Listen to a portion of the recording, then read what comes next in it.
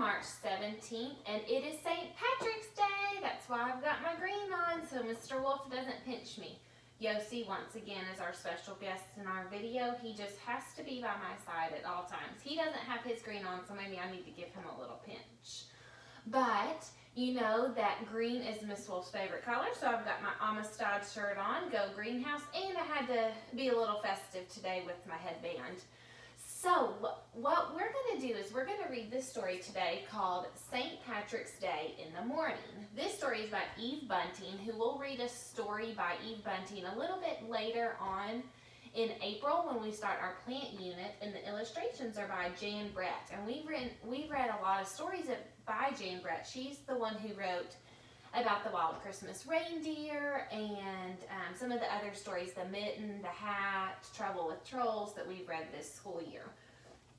Before we start reading our story, I wanted to tell you a little bit about what St. Patrick's Day is. I'll tell you the short version though. So St. Patrick's Day has been celebrated for hundreds and hundreds of years.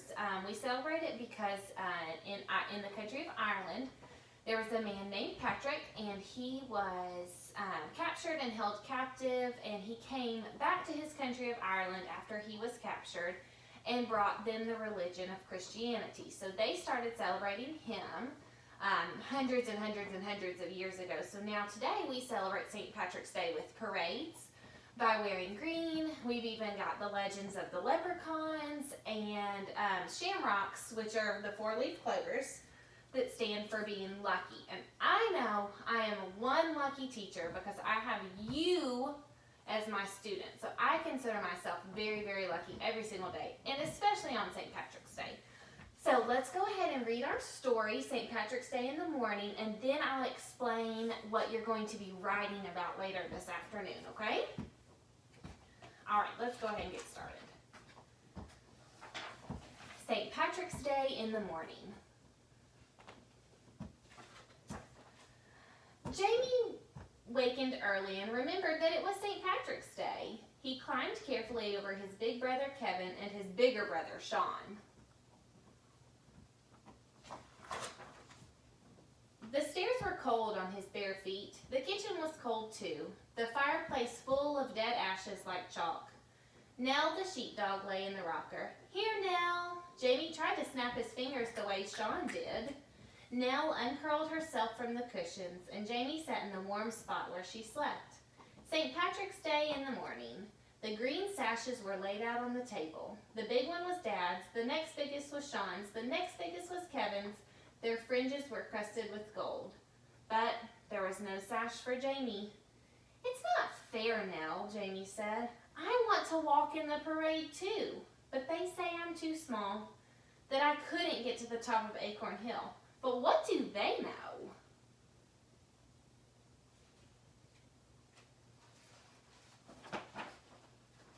Well, okay. Jamie slid off the chair. His mother's raincoat hung behind the door. He put it on. He put on his dad's black hat and Sean's sash. He took Kevin's flute from the dresser. Come on, Nell, Jamie said. Outside, the mountains were as green as cat's eyes. Clouds hung in the tatters around their tops. Head up, chest out, Jamie said, and follow me.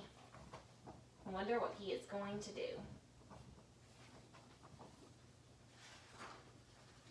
They marched down the street. None of the chimneys was smoking yet. Milk bottles stood up on front steps, waiting to be let in. Kit Kelly's donkey put her head over the gate. A happy St. Patrick's Day to you, donkey dear, Jamie said. He lifted his hat the way his dad did to the ladies. Kit Kelly's donkey curled her lip. Silly donkey, said Jamie. What do you know? The sky was the color of Mother's pearl brooch. This one was the one she wore on Sundays. Jamie marched down the middle of Main Street, past the shuttered shops.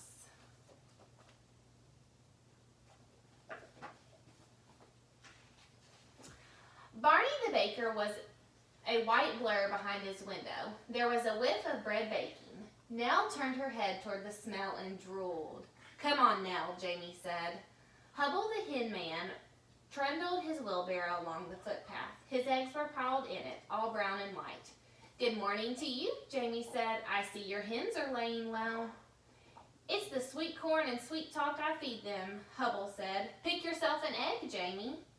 Jamie took a brown one off the top, and it was still warm from the hen. Happy St. Pat's, Jamie said and lifted his hat. He put the egg safe in his pocket.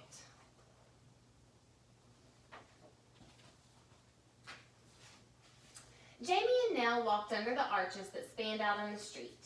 Jamie wet the end of the flute with spit like Kevin did. Then he blew on it, and oh, the sounds he made. He puffed his cheeks, and his fingers danced along the wind holes. Nell howled and put her tail down. Silly Nell! What does she know? Mad old Mrs. Mulligan threw open her window and leaned out. Save us all, she yelled. It's the terrible noise that you're making, Jamie Donovan. And then she banged her window shut. That mad old Mrs. Mulligan, what does she know? Mrs. Mulligan's big red rooster cock-a-doodle-dooed from the roof. His waddle rattled and Nell howled again. It was as good as a chorus to go with the music. Jamie was sorry that no one was here, but mad old Mrs. Mulligan. Looks like he's trying to do a parade by himself, making music and letting people hear him. It was hard climbing up Acorn Hill with all Jamie's breath going into the music. He'd better save his strength for the marching. He put the flute over his shoulder and stepped out. Mrs. Sims of the halfway up sweet shop leaned on her half door. You're the early one, she said. Come on in, Jamie. You likely could use some refreshments.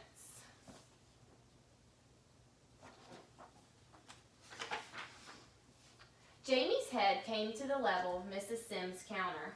Bottles of ginger ale stood on it. When he looked through them, everything was orange.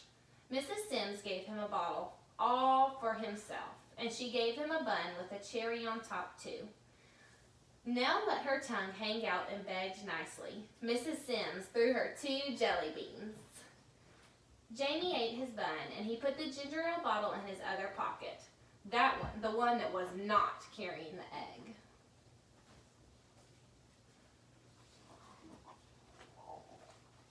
Here's a wee flag for you too, Mrs. Sims said. You can wave it later on at the parade. Jamie sniffed. Mrs. Sims was nice, but what did she know? Wasn't this the parade, this very minute, and him in it? He took the flag anyway. We'll have to get going on, Miss Sims, he said. We're brave, but we still have to go. Aye, Mrs. Sims said. You'll be saving a good place for yourself for the watching. Jamie nodded. Come on, Nell.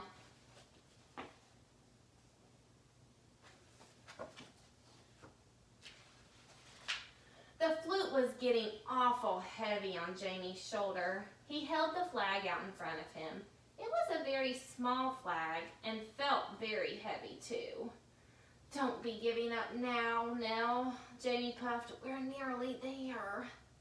They turned the sweep of Acorn Hill, and they were there.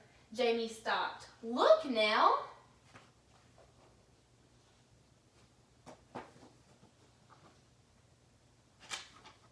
In front of them was the field where the bands would be, and the stage would be for the Irish dancing.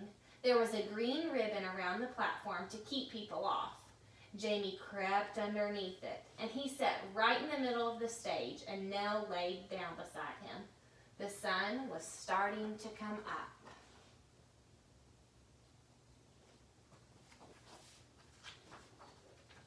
Jamie took off the cap off his ginger ale and drank. He poured some in his hand for Nell. And all of them were saying I was too small, said Jamie. What do they know? The sun jumped up like a firecracker from behind the mountain. A happy St. Patrick's Day to you, son, Jamie shouted. The words made a great shimmer of sound in the emptiness.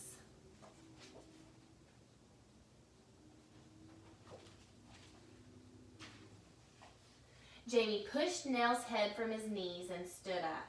The last drop of ginger ale was gone from the bottle. He stuck up the green and orange flag. Then he put the bottle right down in the middle of the stage. See, he told Nell, that means that we were here first. And we did it no matter what they said. And now we can go home. It was easy going down Acorn Hill, there was nothing to it at all. The town was waking up. Some of the chimneys were smoking. The milk bottles had been let in, but Jamie's own house was still asleep.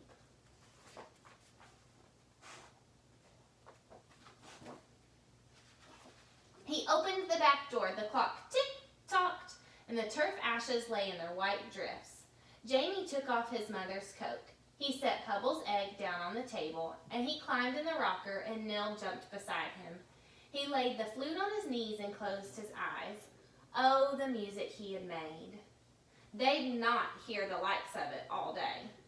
And wait till they saw that flag. The mystery of it, the wondering there would be. There were feet coming down the stairs, but his eyes were too heavy to lift and look. Out! Our Jamie! Kevin's voice was soft, sound asleep, and with the sash and the flute in our dad's black hat. Are you sad now? And you are not big enough to walk in the parade.